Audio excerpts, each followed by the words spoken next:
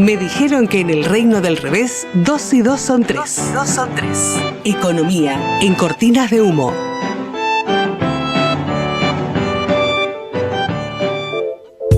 AM 1390, la radio de la...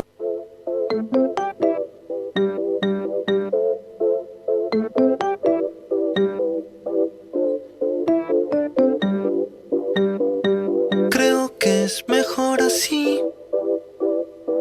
Es como un acto de fe. Un vale otro. Bueno, vamos a charlar un ratito sobre Congreso y reforma laboral. Estaba mirando alguna data para contarles qué es lo que están haciendo circular de borrador. No me termina de quedar claro si es lo que ya está en el Congreso o el borrador o lo que debe estar en camino al Congreso. 182 artículos en principio.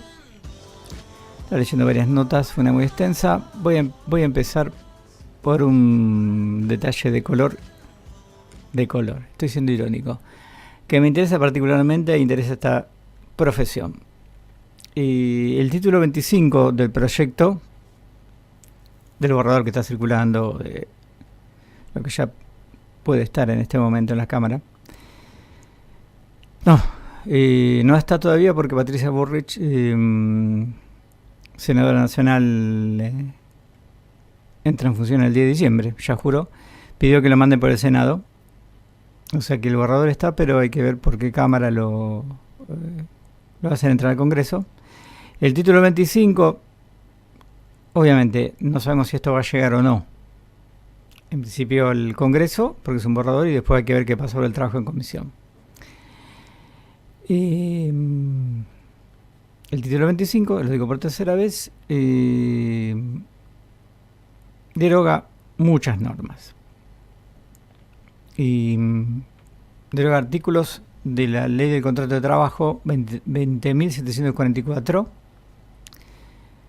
y unos cuantos, y el artículo 6 de la Ley 11.544 que tiene que ver con la jornada legal de trabajo. Ahí yo he visto otras notas en las que en las que se plantea ampliar la jornada laboral. Así que viene por ese lado, hay que ver qué número mandan. Y deroga leyes bastante antiguas, hay que reconocerlo, como la ley sobre el Estatuto del Periodista Profesional, la 12.908, que nos rige hoy. En general es como la matriz de la profesión, de nuestra profesión. Yo soy periodista, digamos, afiliado al sindicato de prensa, además de licenciado en comunicación, etcétera, soy periodista con título de periodista. O sea, periodista en toda la regla. En general este estatuto fue creado hace muchísimos años y para los medios gráficos. Y obviamente que hoy trabajamos en plataformas, etcétera, etcétera. Hay que reconocer que está desactualizado, pero lo deroga. Lo que no sé es que se va a poner en su reemplazo. O sea, si se lo deroga y si se deroga la ley, el Estatuto del Periodista Profesional, y la profesión periodística en sus distintas variantes va a quedar regida por las leyes generales, digamos. Por lo menos yo no conozco algún tipo de ley que proponga regular cómo se ejerce el periodismo en esta circunstancia histórica. Bueno, el Estatuto del Viajante de Comercio, y habrá que ver qué más, pero esto está. Después hay un montón de cuestiones que son muy técnicas, porque los cambios a qué van. Y bueno, en este proyecto dice reducir la litigiosidad, promover el empleo formal y actualizar las relaciones laborales a los nuevos modelos productivos. Hasta aquí nada que objetar el objetivo. Crea un régimen de promoción de empleo registrado. A ver, voy a tratar de ser muy concreto. Quienes plantean reformas laborales, bueno, tienen a favor, ya lo dijimos en este programa varias veces, el ámbito productivo ha cambiado tanto que es evidente que hay que cambiar las normativas porque no se trabaja igual que hace 50 años. Creo que es una obviedad. Los cambios tecnológicos, etcétera, etcétera, etcétera. La cuestión aquí es lo que tiene que ver con quien trabaja en relación de dependencia y no en relación de dependencia, cómo garantiza sus ingresos y la protección social y la calidad laboral, que es cómo se trabaja en el día a día en el lugar de trabajo, y también la cuestión de salud. Las enfermedades laborales no son un detalle. Aquí hubo una modificación, dos modificaciones muy grandes en los 90, la creación de las ART, que son un sistema de seguro de salud, y el monotributo. Y eso fue hace 30 años. Ahora se está planteando alguna reforma en el monotributo. El monotributo es una categoría de trabajador independiente. Yo te tengo que hacer historia, digamos. Antes, desde los años 50, números redondos, hasta los 90, existía el régimen, digamos, de contrato de trabajo en general, de relación de dependencia, y después eras autónomo.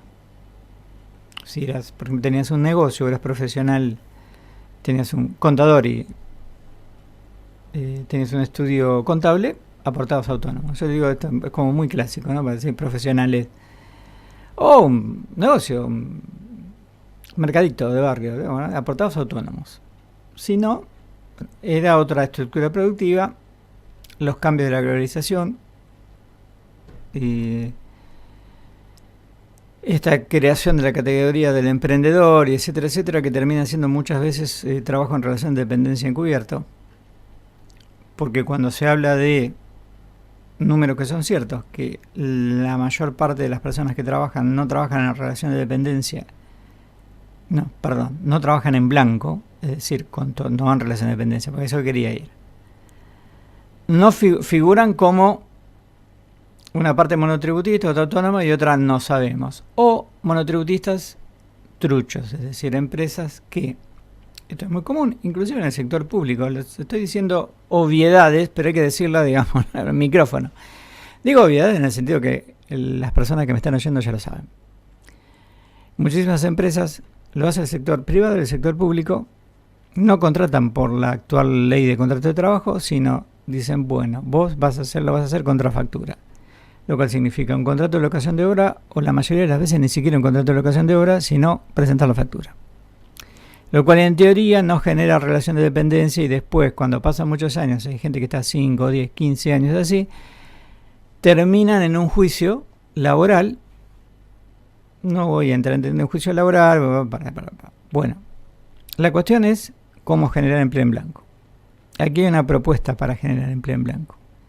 El planteo es,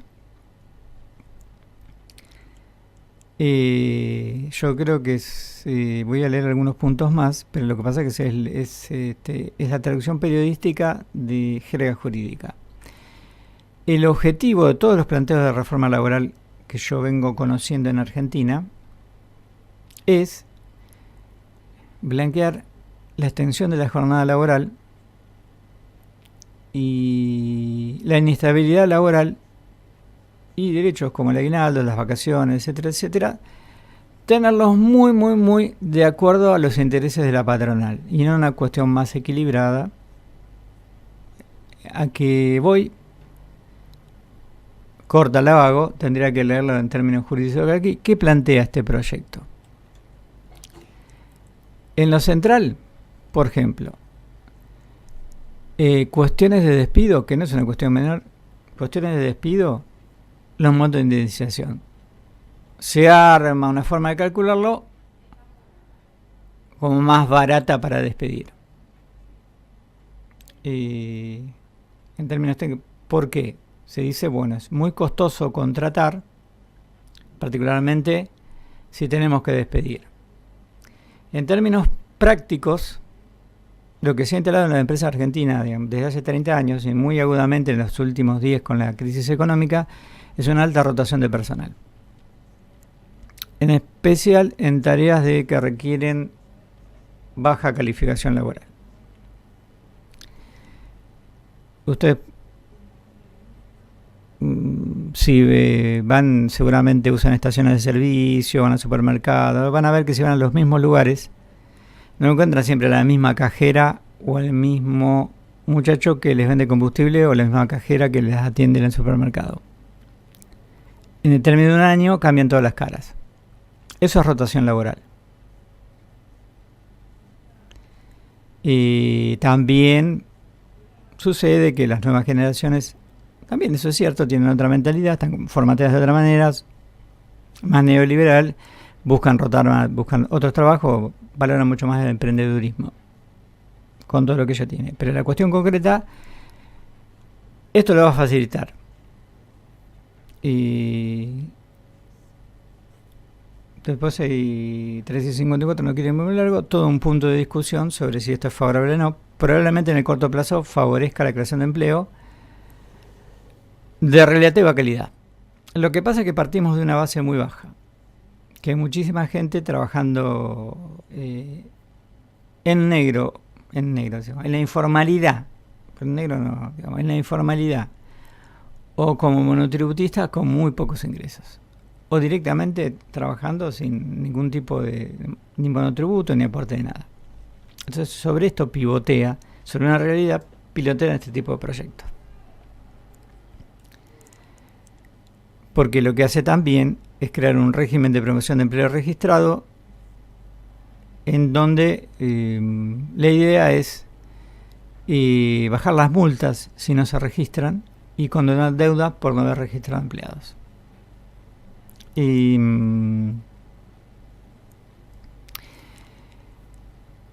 Y va a seguir siendo, bueno, va a ser la ex AFIP, que ahora se llama ARCA, la que se va a ocupar de llevar eso.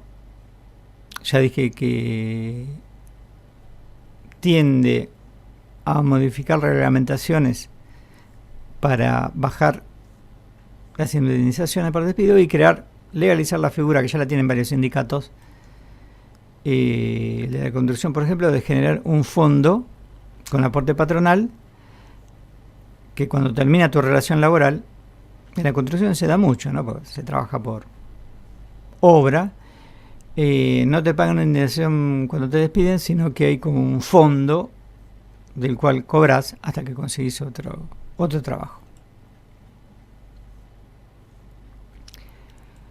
Otra cuestión es, va a modificar las vacaciones. La idea es que sean solamente en verano.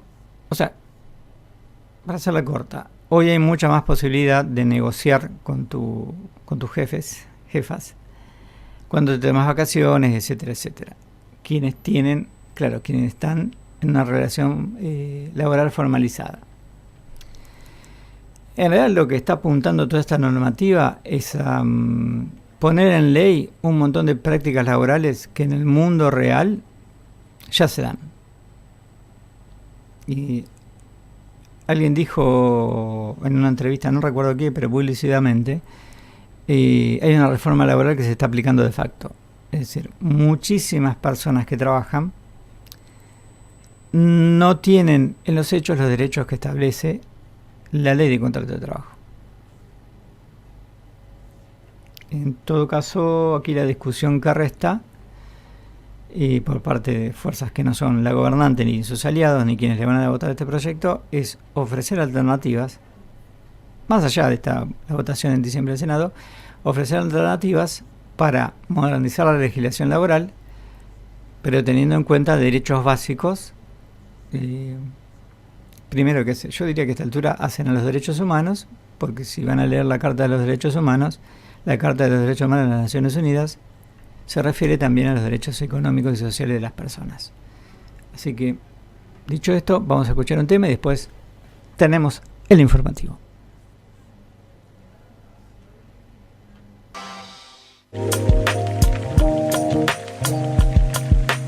Todo lo sólido se desvanece en el aire. Actualidad en Cortinas de Humo. Bueno, seguimos repasando algunos temas que consideramos de interés. Ahora lo van a escuchar a Emiliano, que va a charlar un rato sobre la adquisición de Netflix, nada más y nada menos, de otra grande, de la Warner Bros., una productora histórica de cine de los Estados Unidos y a nivel global. Así que ahora vamos a escuchar la columna.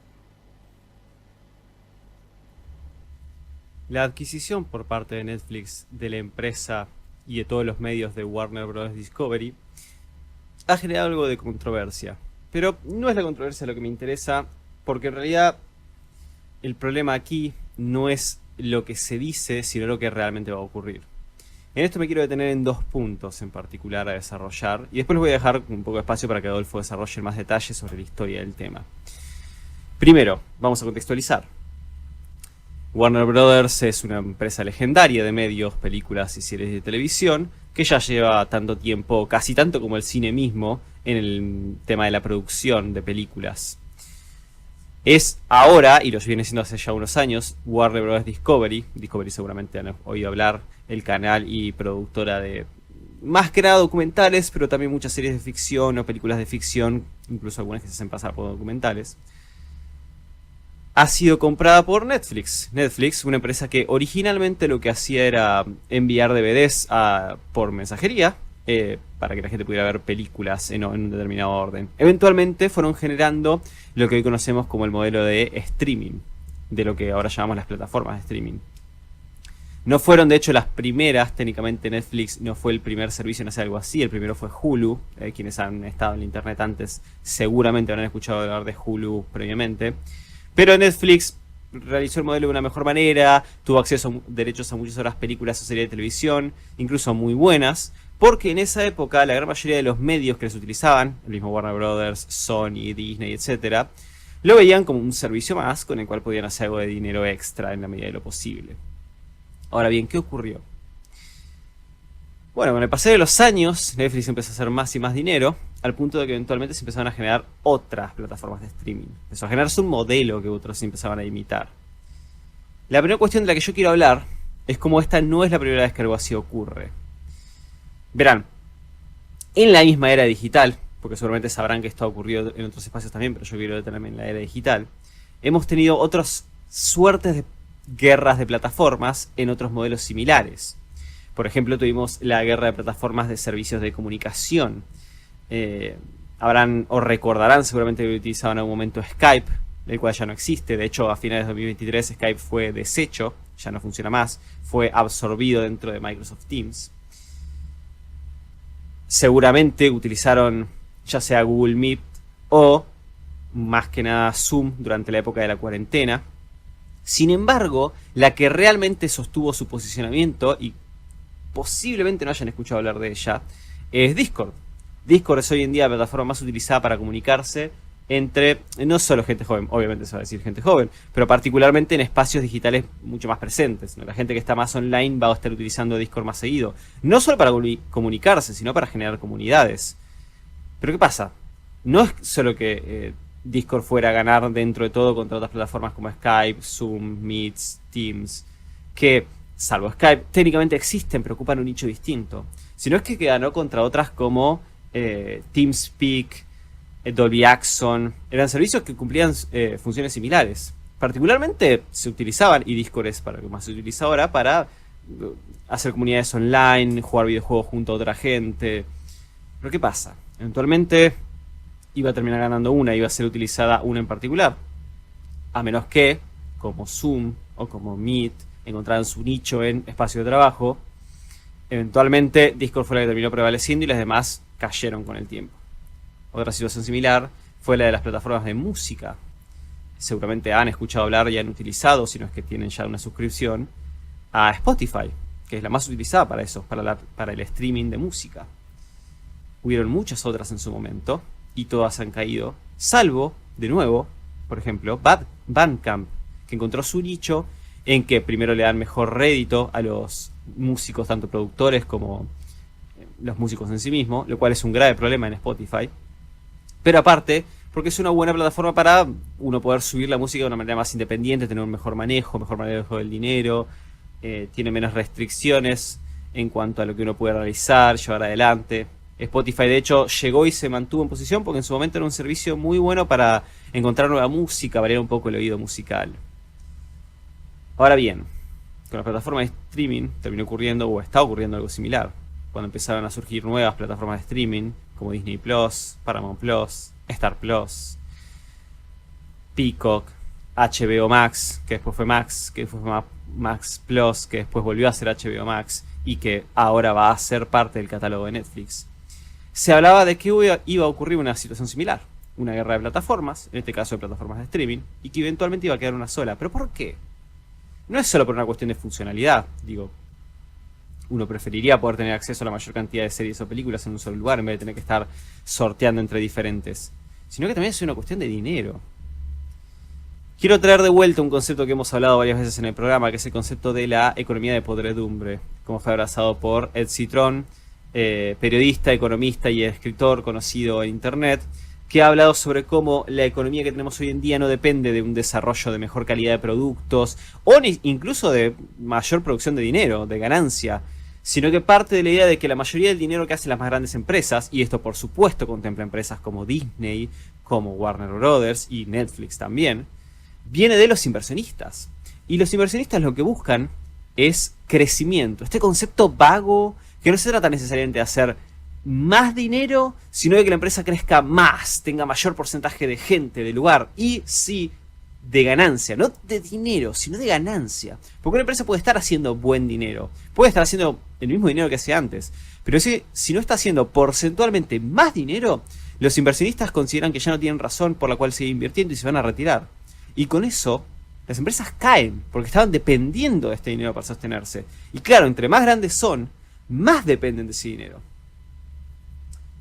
Seguramente no les tengo que explicar, no es necesario ser un genio de la economía para darse cuenta que no tiene mucho sentido este modelo, porque el crecimiento tiene un límite. Uno no puede no puede crecer infinitamente, que es lo que los inversionistas buscan.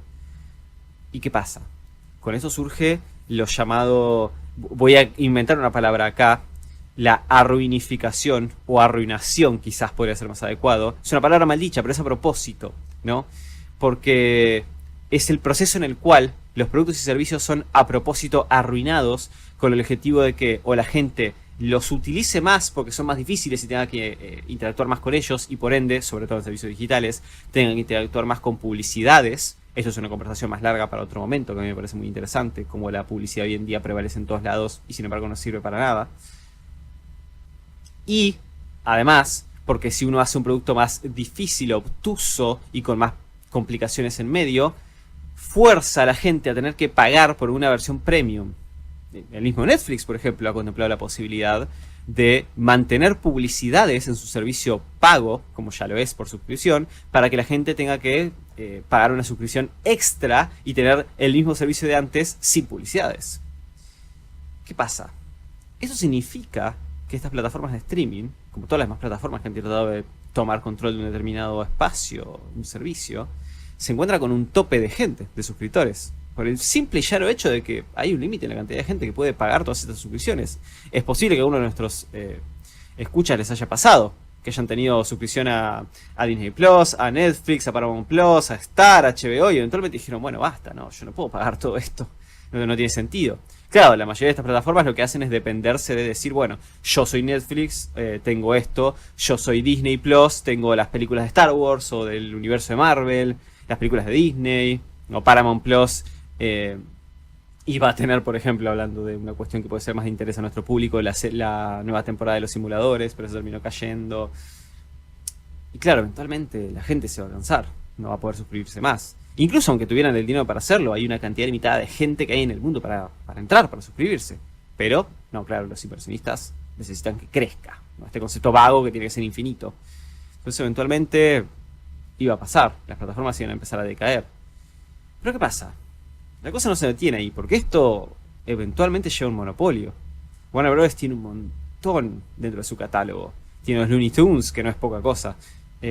Tiene HBO Max. Tiene todo el universo de DC, que ahora con las nuevas películas de Superman y todas las películas que están saliendo, series de televisión también, está empezando a hacerle competencia al universo de Marvel, y con bastantes buenos números.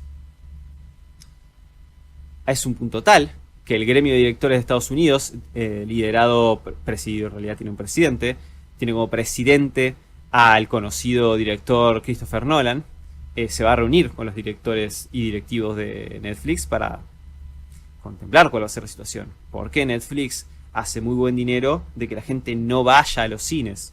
Han sacado películas en Netflix, se han puesto en cines en algunos casos, como Las Guerreras del K-Pop, que tuvo mucha llegada y mucha popularidad. Incluso las nuevas películas de Benoit Blanc, como la película original de Knives Out, se está contemplando que salgan en cines también. Pero a Netflix le conviene que la gente no vaya a los cines, que simplemente tenga una suscripción a Netflix. Y en un medio artístico como es este, eso es una preocupación. Los monopolios nunca son buenos, pero particularmente cuando se refiere a series de televisión, series individuales, películas, es un problema. Y eso me parece que es lo que tenemos que estar contemplando en esta situación. Es más, de hecho, la compra técnicamente no está lograda del todo todavía, porque Warner Brothers, tratando de prevenir una situación de monopolio, se iba a dividir. Iba a dejar de ser Warner Brothers Discovery, iba a ser Warner Brothers y Discovery a partir del año que viene. Entonces la compra no se va a dar hasta que no se resuelva esta situación. Y Netflix cuenta con que esta situación de medios que se está dando solidifique la compra. Entonces, tenemos que analizar bien qué es lo que va a pasar y cómo esto puede impactar una área artística como es las películas y las series.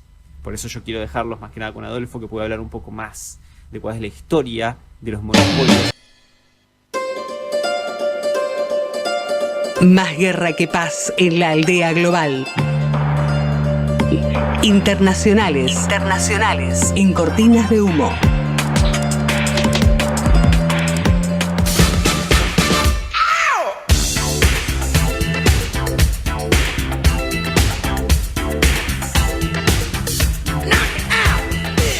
Bien, en algún momento hay que decir que nos escuchan, bueno, AM1390 y www.radiouniversidad.unlp.edu.ar. Seguramente nos están escuchando en la web. Y si no, nos ven y nos escuchan en Twitch por Radio U-La Plata. Y bueno, en este momento estoy haciendo un vivo a través de @aespacialodisei en Instagram. Vamos a charlar un poco sobre la política exterior estadounidense. Lo voy a empalmar con algunas cuestiones que planteaba Emiliano en la columna anterior. No es que yo sepa tanto de la historia y no me voy a poner a hacer una historia del desarrollo de la industria audiovisual estadounidense. Pero sí voy a decir que Hollywood en general, las televisoras, la industria de la televisión, la industria audiovisual estadounidense es muy importante a nivel interno, el factor económico y el factor político, es una herramienta de construcción de identidad. El mundo del negocio audiovisual sigue manejado por compañías transnacionales de base estadounidense, y en América Latina, sí, específicamente, la hegemonía audiovisual estadounidense no viene solo por hoy Netflix, Hollywood anteriormente, las distribuidoras de cine, etcétera, etcétera, sino también el desarrollo de lo que era la televisión, la radio y particularmente la televisión, en la cual tuvo muchísimos intereses. La televisión sigue teniendo peso todavía, mucho más de lo que mucha gente... Todavía hay mucha gente que ve televisión. Por ejemplo, el consumo de medios en Argentina sigue siendo importante, la televisión. Obviamente que están las redes sociales, es otra cuestión que hemos tocado en algunos puntos.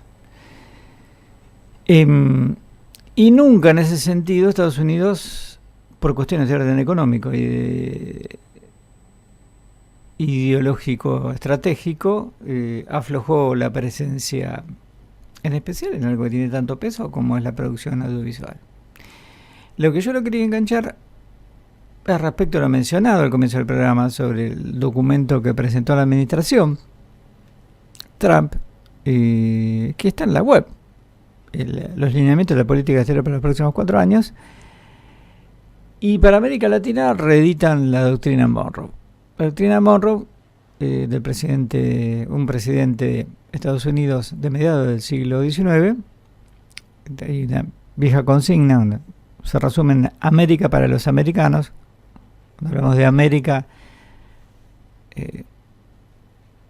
ustedes saben, digamos, cuando en una película estadounidense un actor dice Para los americanos está hablando de los estadounidenses. Es decir, la doctrina Monroe es el continente americano para los Estados Unidos. Bueno, fue la justificación, generalmente cuando se habla de la doctrina Monroe es la justificación de la intervención directa de los Estados Unidos. En el siglo XIX fue en el Mar Caribe. Durante la primera mitad del siglo XX en buena parte de América Latina, y luego también después, pero no de una manera tan abierta. Es decir, siempre se discute si rige o no la doctrina Monroe en la política exterior estadounidense, ahora es casi explícito. Entonces estos lineamientos lo que están estableciendo es una importancia crucial para los Estados Unidos de América Latina. Esto ya lo veíamos con la última administración demócrata, las visitas de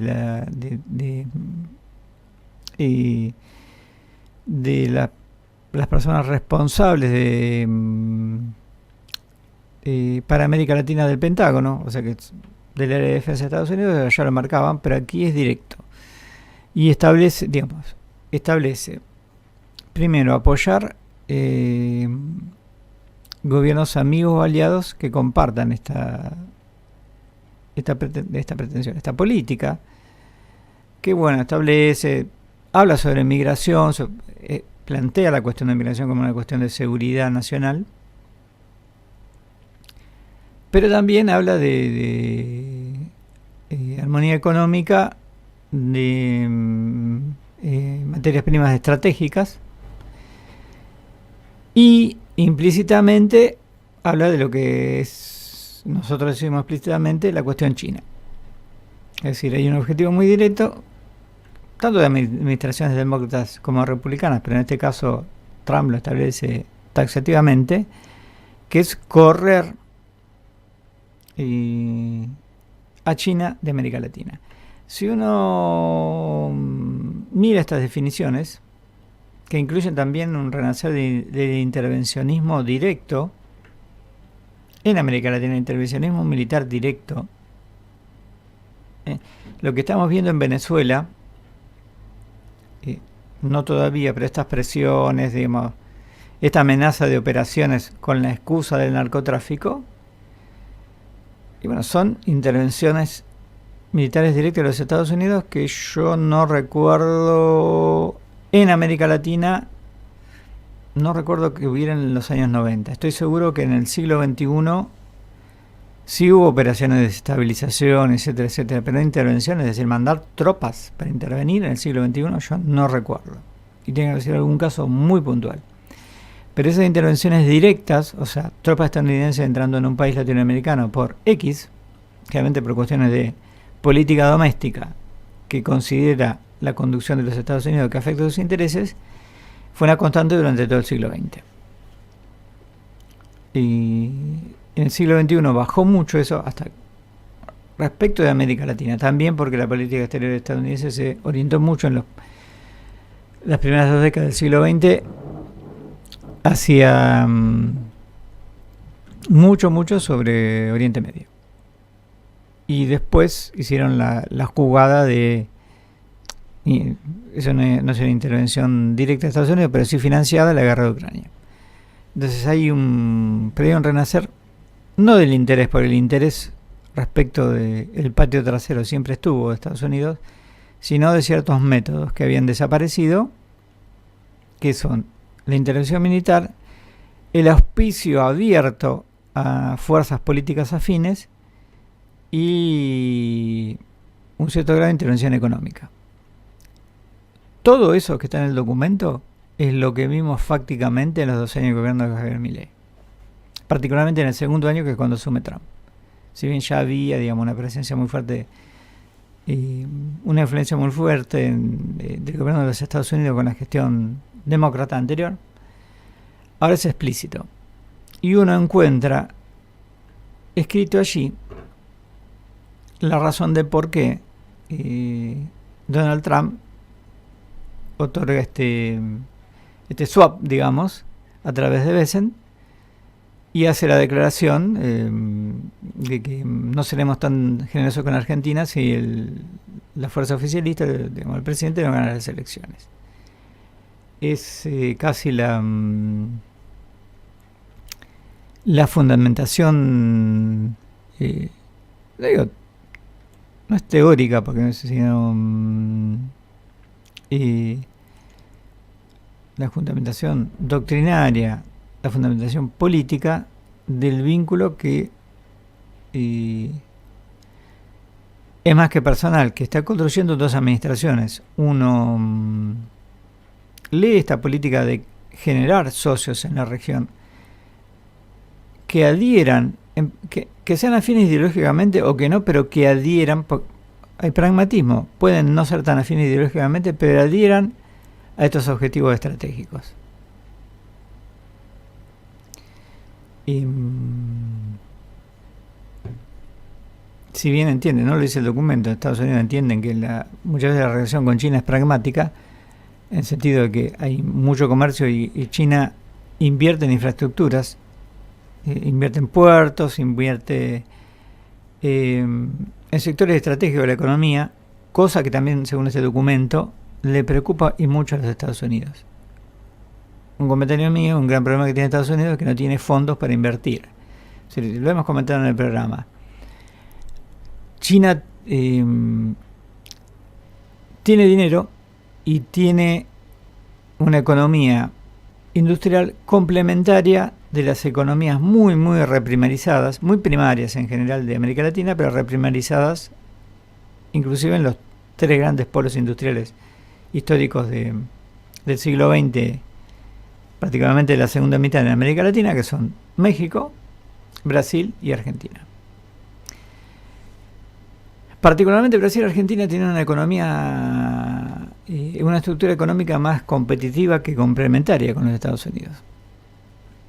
Los Estados Unidos es gran productor de alimentos, es gran productor de soja, por ejemplo, también de ganado y de commodities alimentarios, y también es gran productor de gas y petróleo. Y éramos todavía más competitivos cuando teníamos un cierto desarrollo industrial. Sería un gran problema en términos geopolíticos y económicos para ese tipo de política de protectorado, como le digo yo. Y es que voy a usar un concepto perimido del siglo XX, muy, muy viejo. Este tipo de estructura económica que propone, digamos, este documento para países, para Latinoamérica, Argentina la condena a su desarrollo. Concepto viejo el desarrollo, ya no se usa el concepto. Argentina la condena a su desarrollo, es decir, en economía muy, muy primaria, con poco desarrollo tecnológico e industrial, que si genera empleo, genera poco y de baja calidad. Porque todo el esquema extractivo, el esquema basado en soja, litio, petróleo, gas y tierras raras que puede tener Argentina, no es generador de empleo. Genera divisas, puede generar muchas divisas. El problema es que esas divisas van a parar con este esquema, digamos, del RIG, con este esquema de dólar barato y facilidad de salida de capitales, son para pagar deuda externa y para que las compañías multinacionales que manejan el comercio exterior de grano, que manejan incluido compañías chinas, que manejan el litio, que manejan hacen las inversiones en vaca muerta, etcétera, la guita la mandan afuera. Entonces, queda algo de impuestos y muy poco porque le sacaron impuestos, o sea, y en realidad, empleo, muchos no generan y encima de mala calidad. O sea, en términos estratégicos, obviamente que a partir de ahí alguien puede plantear, bueno, esto si reorientamos este dinero, no dejamos que lo giren hacia afuera y etcétera, etcétera, etcétera, puede servir para inversiones, pero para eso hay que, más allá de que es un modelo extractivista que contribuye a reforzar el cambio climático y la catástrofe climática, pero me corro de eso y digo, perfecto, pero para eso el Estado tiene que regular e intervenir. O sea, tiene que captar parte de esa renta de manera directa, vía impositiva o vía otro tipo de orientación, tiene que limitar los giros de las compañías transnacionales al exterior, inclusive tiene que plantear qué hacemos con la deuda externa, la pagamos como está, tiene que plantearse qué me decir, bueno, aquí el Estado interviene, orienta, planifica, determina.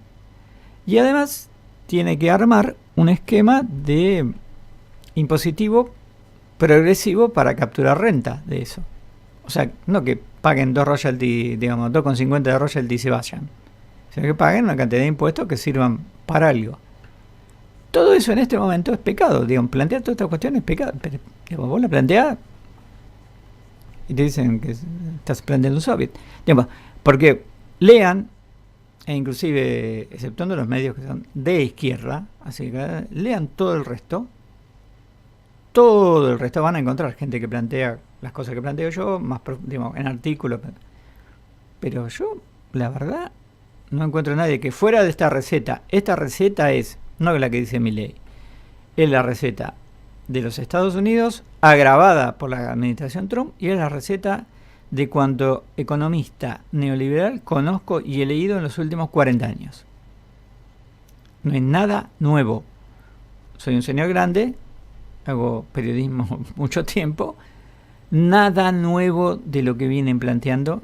Lo que pasó es la globalización, se cayó el muro de Berlín, un montón de cuestiones. No es nada nuevo. Y los resultados en el mediano plazo son conocidos y en el largo mucho más conocidos. Entonces, no hay, digamos, nada nuevo en este esquema. Si le agrego para terminar, y 35, digamos, para terminar, volviendo al comienzo de esta columna, hablando del audiovisual, durante el menemismo, que privatizó muchísimas cuestiones, se creó el INC. Durante el menemismo, digamos, neoconservador en lo político, neoliberal en lo económico, se creó el Instituto Nacional de Cine y Artes Audiovisuales.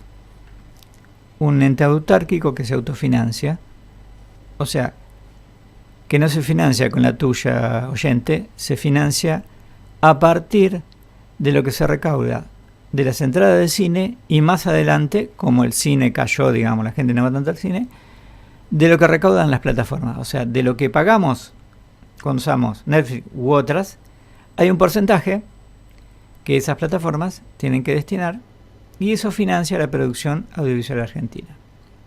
Y es un ente autárquico integrado no solo por representantes del Estado y del gobierno, sino por asociaciones de directores y directores de cine, actores, digamos, y actrices, gente de técnica, o sea, mucha gente de la industria audiovisual. Eso fue, y se hizo durante el menemismo, una forma de regular, intervenir en la industria audiovisual y de tener una planificación, y de una planificación que no es hecha desde un ministerio por un iluminado, sino por todos y todas los actores, digamos, la gente que trabaja en eso. Es el Estado y la gente que trabaja en eso, fijando políticas de largo plazo para desarrollar y sostener una industria audiovisual que generaba, estoy citando de memoria, el 5% del PBI. Porque además las industrias audiovisuales son un gran negocio y además son mano de obra intensiva. Y Argentina, cuando teníamos un dólar en un precio X, venían muchas productoras extranjeras, venía Netflix a filmar películas en la Argentina. Entonces contrataban toda la gente de la industria, actores, actrices, técnicos, técnicas, etcétera, toda la gente, digamos. Y todos los elencos secundarios, venían las estrellas de Hollywood, de Netflix, pero el secundario, gente de acá. Y eso además mueve plata para producir películas, miniseries de Argentina. Además del factor cultural, eso es un factor económico. Lo que está haciendo esta gestión es desmantelar eso. ¿Por qué lo desmantelan? Y yo te lo hago muy rápido, digamos. Es como favorecer a 2 o 3 grandes empresas productoras nacionales y favorecer a las productoras extranjeras. Para que no compitamos. Es decir, porque el concepto de este tipo de políticas económicas y de establecimiento de aliados directos, digamos, supeditado absolutamente a la potencia hegemónica, es que económicamente los países se quedan atrás. Pero un país de desarrollo mediano como Argentina, que tiene, por ejemplo, la industria audiovisual que tiene, que es muy importante. Netflix ha producido series importantes en Argentina. Digamos, ¿por qué regalar eso? Porque los dueños del protectorado lo piden. Pero lo piden porque les conviene. Me parece básicamente un muy mal negocio económico y político. Pero bueno, esto es data y opinión. Ya está llegando la gente de Unimundo. Por ahí hablé bastante, pues metí un montón de cosas. Vamos dando un descansito y vemos si podemos seguir con la agenda cultural o con qué vamos cerrando el programa. Tan indispensable como el pan. Arte. En cortinas de humo.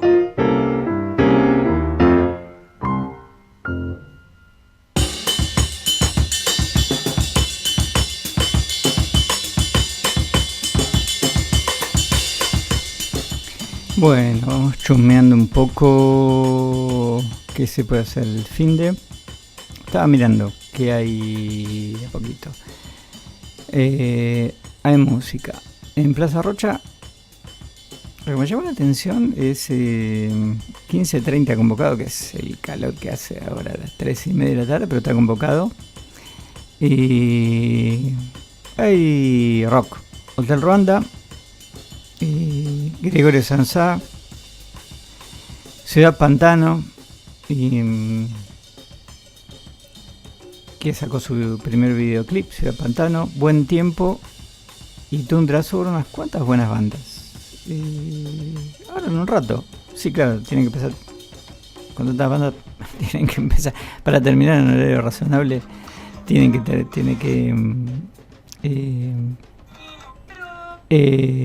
ir en un horario tempranito. También en Plaza Italia, todos esos es gratis, todo esto es gratis, ¿no?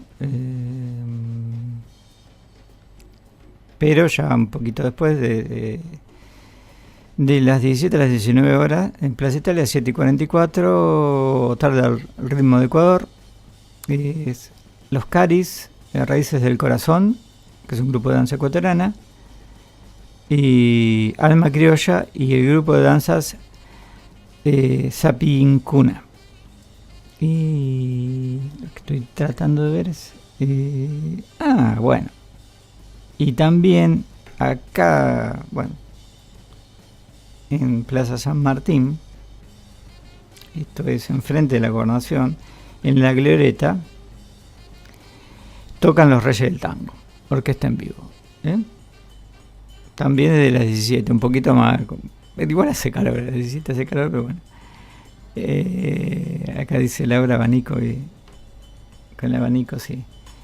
Esto es edición especial de Encuentro Tanguero del Interior.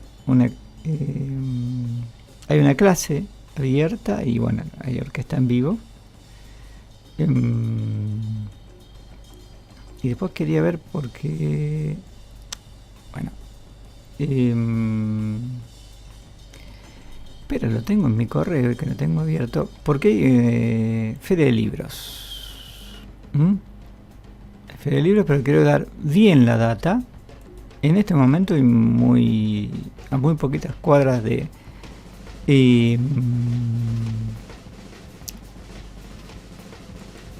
esta radio. La feria edita 6, hoy, sábado 6, domingo 7 de diciembre. Ya está seguro. La feria edita en 51 entre 5 y 6. Al costadito de la Gobernación. Para la gente que es de La Plata ya sabe. La gente que no es de La Plata y quiere venir, tiene navegadores, pone Gobernación en la provincia de Buenos Aires. Está sí, porque es más fácil, digamos. Pone Gobernación en la provincia de Buenos Aires, caes ahí. Porque es al costado. La Feria de Edita es una Feria de Editoriales Independientes que organiza el colectivo Malicia Editorial, que es un colectivo platense. Obviamente es gratuita, al aire libre. ¿Por qué se hace ahí en esa cuadra, digamos, al costadito de la Gobernación? Porque está enfrente, en una de las calles laterales de la Gobernación, está el Museo Provincial de Bellas Artes Emilio Pettoruti. Está desde el mediodía hasta las 9 de la noche. El domingo, hoy, o sea, en este momento está el domingo un poquito más tarde, desde las 3 de la tarde. Y aquí estoy mirando. Mira, la programación de este año tiene charlas, lecturas y presentaciones de actividades. Invitados: el actor uruguayo, entre otros y otras, Felipe Polieri, Sergio Vicio y Esther Cross. Y más escritores: Carlos Ríos, Martín Palacio Gamboa, Martín Kawamichi, Daniel Freidenberg, Susana Esguard y Luciana Maxip, Mario Arteca, conductor, poeta, escritor, y conduce un programa No Somos Candidatos, que va todas las tardes en esta misma radio. Tendré que fijarme, no me acuerdo el horario, tengo que abrir la web de la radio. Pues el programa a la tarde. Tomás Botkin y Victoria Ponce. De hecho, de 17 a 20, la combi, que es la combiteca, que es juegoteca itinerante. Así, con niñeces que ya terminaron las clases.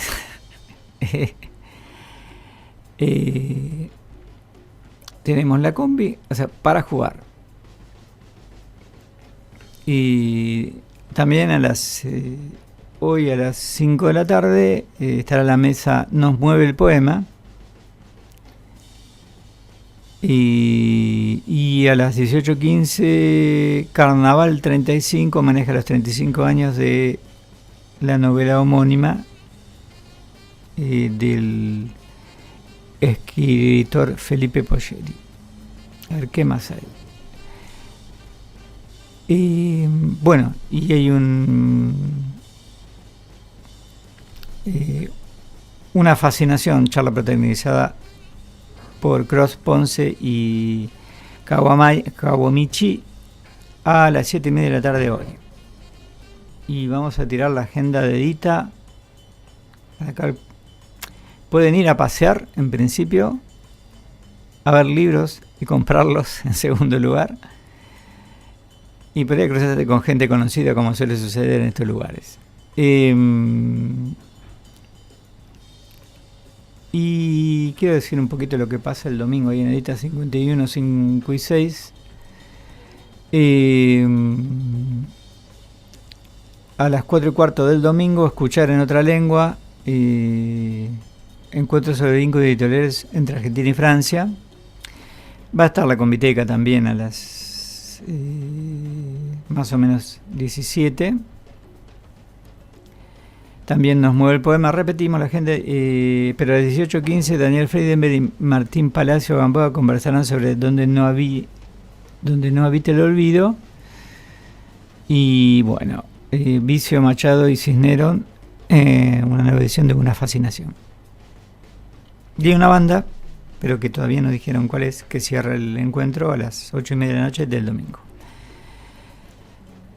Bien, lo que me interesaba también es hablar sobre las líneas de incentivo a la compra de libros. Estamos hablando de plata aquí. Una de ellas está orientada a bibliotecas públicas y populares de la provincia y librerías independientes que podrán acceder a un 50% de descuento en una franja horaria específica de este sábado. La otra está destinada a trabajadores del Estado de Educación y afiliados a ATE, SUTEBA, ATULP y ADULP, que tendrán un 10% de descuento en los que están adheridos tras acreditarse en el puesto de información, y la cuenta DNI tiene 40% de descuento hoy y mañana para comprar libros.